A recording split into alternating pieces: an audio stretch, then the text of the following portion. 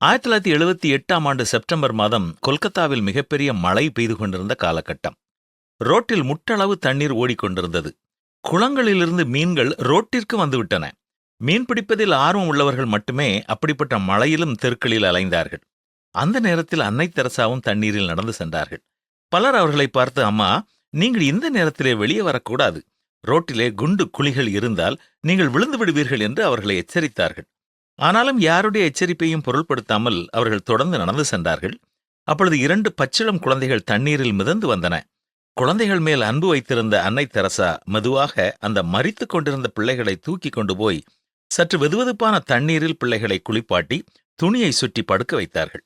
அங்கே இருந்த தாதியர் அம்மாவை பார்த்து, இப்படிப்பட்ட பிள்ளைகள் உயிர் பிழைப்பது மிகவும் கஷ்டம், நீங்கள் ஏன் இப்படி செய்கிறீர்கள் என்று கேட்டபொழுது, இயேசு இந்த பிள்ளைகளுக்கு உதவி செய்வார் என்று சொல்லிவிட்டு பிள்ளைகள் அருகே முழங்கால் படியிட்டு அவர்கள் ஜெபிக்க ஆரம்பித்தார்கள். சில நிமிடங்களில் கதவு தட்டப்படும் சத்தம் கேட்டது. மழையில் நனைந்து கொண்டிருந்த ஒரு மனிதன் வெளியே நின்றார். அங்கே இருந்த தாதியர், ஐயா, நீங்கள் யார்? இந்த நேரத்தில் ஏன் வந்தீர்கள் என்று கேட்டபொழுது, வந்தவர், நான் இங்கிலாந்து தேசத்திலிருந்து வந்திருக்கிறேன். நான் ஒரு டாக்டர். அம்மாவை அவசரமாக பார்க்க வேண்டும் என்றார். உடனே அவரை உள்ளே அழைத்து சென்ற பொழுது அம்மா பிள்ளைகளுக்காக ஜெபித்துக் கொண்டிருந்தார்கள். சிறு பிள்ளைகளை பார்த்த அந்த வைத்தியர், நானும் சிறு பிள்ளைகளுக்கு வைத்தியம் செய்கிறவன்தான்.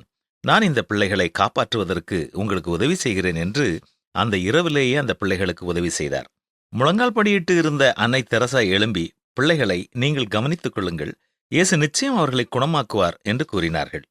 அவர்கள் நம்பியது போலவே பிள்ளைகள் உயிர் பெற்று எழுந்தார்கள். இப்படி அநேக உண்மை சம்பவங்கள் இருக்கின்றன.